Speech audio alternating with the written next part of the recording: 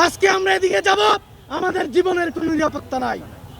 তারা কতক্ষণ বলে যে বিশেষ ব্যক্তিদেরকে তারা গানম্যান দেবে, থুতু মারিয়ে সমস্ত গানম্যানের। ভাই বিশেষ ব্যক্তিরা কি শুধু নাগরিক? প্রত্যেকটা মানুষের নিরাপত্তা নিশ্চিত করার জন্যই আমরা এই রাষ্ট্র ব্যবস্থা কায়েম করেছি।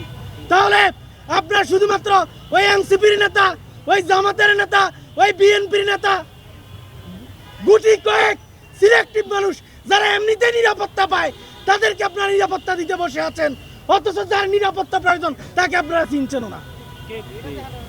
এগুলা কি আমরা চলতে দিব? আমরা একটা কথা বলছি, জুলাইয়ের যে বিপ্লব, এই বিপ্লবের পর একটা বিপ্লবী সরকার প্রয়োজন ছিল। গত 1.5 থেকে 2টা বছর এই অথর্ব উপদেষ্টা সরকার আমাদের এই সরকার ব্যবস্থা নিয়ে নিয়েছে। আমি প্রশ্ন রাখতে চাই, এই 1.5-2 বছরে কি এমন পরিবর্তন হয়েছে? গত 54 বছর ধরে এই বাংলাদেশে যে সংস্কৃতি চলছে, কোনটার পরিবর্তন হয়েছে? আপনার আমাদেরকে দেখান। একটাও পরিবর্তন হয় নাই। ওই নির্বাচনকে কেন্দ্র করে ওই মারামারি হচ্ছে, মানুষ খুন হচ্ছে, নির্বাচনকে কেন্দ্র করে রাস্তাঘাট অবরোধ হচ্ছে, আগুন জ্বলছে, নির্বাচনকে কেন্দ্র করে অনেক ঘটনা ঘটছে, কোনো পরিবর্তন তো নাই। তাহলে আপনারা এই 1.5 থেকে 2 বছর জাতির থেকে কেন আপনারা ছিনিয়ে নিলেন? আপনার উপহার দিয়েছেন। আপনারা কি উপহার দিয়েছেন? বাচ্চা কাচ্চাদেরকে দুর্নীতিবাজ বানিয়েছেন। আপনারা কি উপহার দিয়েছেন? বাংলাদেশে বিষ্ণের মতো পোলাপান কোটিপতি হয়েছে, এটা দেখিয়েছেন।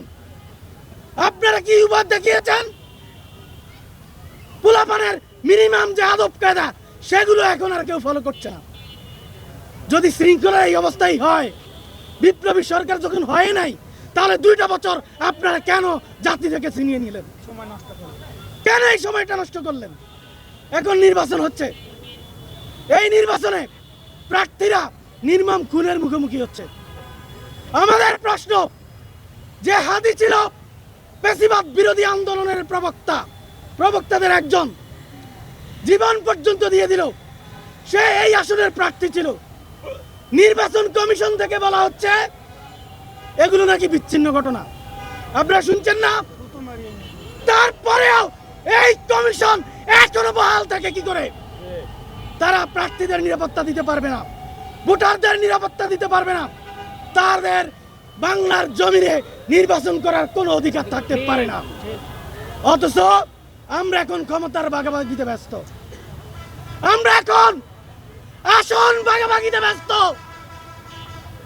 বিপ্লবের ধরা এনসিপি তারা 30টা আসন নিয়ে তারা নেগোশিয়েট করে, আরেকটা বিপ্লবী দল 2-4টা আসন নিয়ে নেগোশিয়েট করে।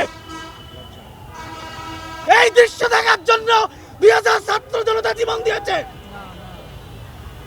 আপনাদের কি মনে হয় বাংলাদেশে যে দৃশ্য এখন আপনারা দেখতে পাচ্ছেন, এই দৃশ্য দেখার জন্য এই ছাত্র জনতা জীবন দিয়েছে?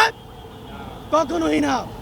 তারা এমন সিস্টেম করেছে, তাদের সংসদে যেতে হবে, তাদের ক্ষমতা দরকার। তারা উপদেষ্টা হয়ে মন্ত্রণালয়ের সাপ পেয়ে গেছে। কি রে মজা রে ভাই,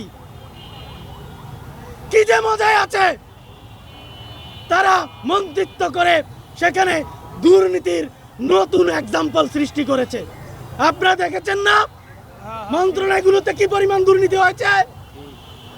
অনেক এপিএস এর পাসপোর্ট পর্যন্ত জব্দ করা হয়েছে। সেই সকল এপিএস এর বিচার কোথায়? আপনারা জানেন 2024 সালে যে বিপ্লব হয়েছে, এটা দুর্নীতির বিরুদ্ধে, স্বজনপ্রীতির বিরুদ্ধে।